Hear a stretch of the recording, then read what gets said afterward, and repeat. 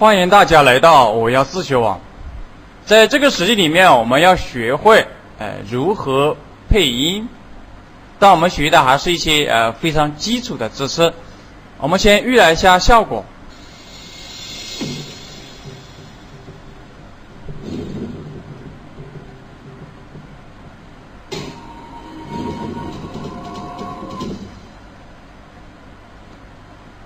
我们要做的效果分为两大部分。第一部分是音频，另一部分是视频。那音频的话，我们已经处理好了，用这个 Audition 制作了这样一个混音效果。那我们现在的话要做一些动画，也就是做一些视觉效果和音频相匹配。音乐快的时候，视频也跟随着加快；它慢一点的时候，我们也要减慢速度，两者要相互协调。那我们要介绍一些非常基本的知识点。当然第一个知识点就是我们要参考一下这个音频图层它的波形图。这里有个快捷键，请大家记住，连续2次 RL 就显示了这个波形图。另外的话呢，我们要对齐这个音频层的那个音高的那个时间点，所以我们可以打上标记，做一个记号而已。标记好理解记号而已。这里，那我们可以按小键盘上面的那个米字符号。所以的话，我们就在它那个波形的一个比较高的时间点建立标记，然后我们就方便对齐图层。但我们在这里的话也用到一些效果，在前面我们已经学习了。你像渐变、阴影，还有我们上一节课所用的这个文字图层里面的跟踪，也就是文字之间的间距。下面我们开始制作。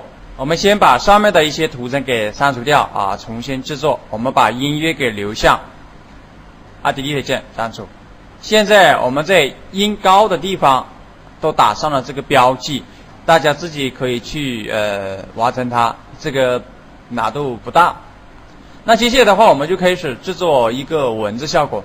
前面的话我们不要做任何文字效果，在这个时候我们才开始制作文字由大变小。那我们先建立文字层，并且建立动画。先把这个字幕按键框显示出来，这个打引号。我们输入3w 点51自学网.net，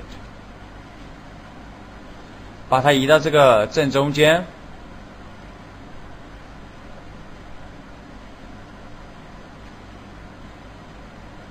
在这里的话，我们要设置色彩我们设置一个渐变效果，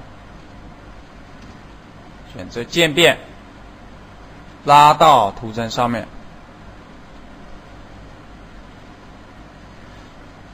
这样的话，我们把色彩给调整一下，上面应该是白色，下面应该是蓝色。把渐变的位置键调整，上面移下来，下面移上去，偏一点点蓝色就可以了。但我们还要加个阴影效果，阴影的话是在这个套式里面把阴影给加上。当阴影的时候，我们适当调整，柔化肯定要调整，把这个透明度稍微调大一些有一点阴影效果。这的话，我们也可以加一个背景应该加一个背景，图片在下面，我们可以加这个背景，并且也可以做适当的调整。这个我们上一节课已经讲了类似的效果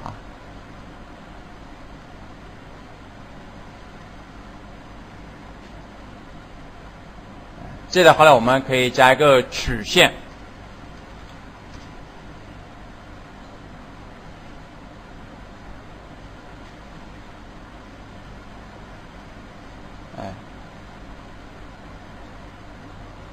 先把它变暗。我们先把这个字幕按键框给取消掉现在影响我们操作，把它取消。我们可以在这个背景层上面画一个遮罩，要周围的这些东西看不到。现在周围的这些东西比较亮啊，所以我们选这种遮罩工具，椭圆的遮罩工具。注意按着 Ctrl 键，垫点画椭圆。画好之后，我们再展开这个遮罩把羽化值调整。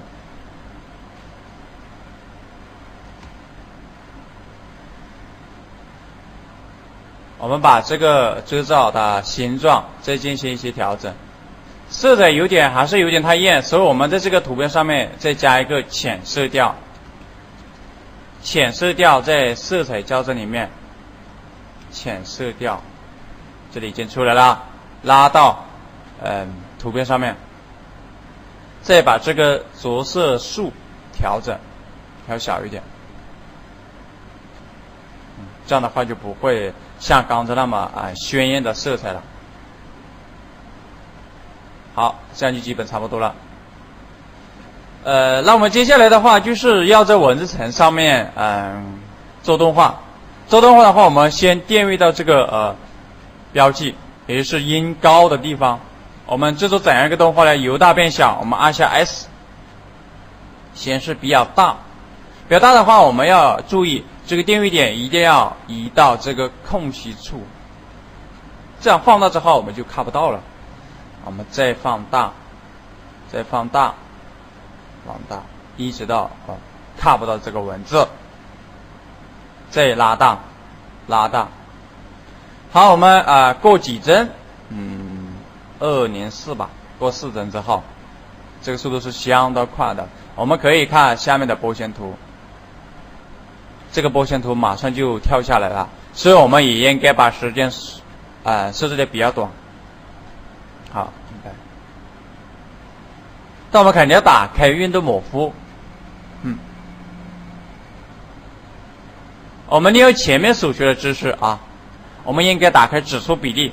我们把这个窗口最大化，选中2个关键词，点击右键，选择指数比例。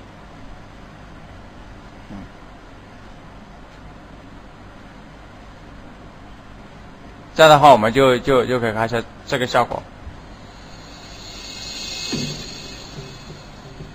好，行了。那我们接下来还有一个动画没有实现，也就是一个跟踪的动画。那我们先把它定位到第一个关帧，按 K。好，我们再展开文字层，在右边，在动画的右边，我们展开那个跟踪。这样的话，我们可以看到有一个跟踪数量首先可以见关帧的，我们点为0，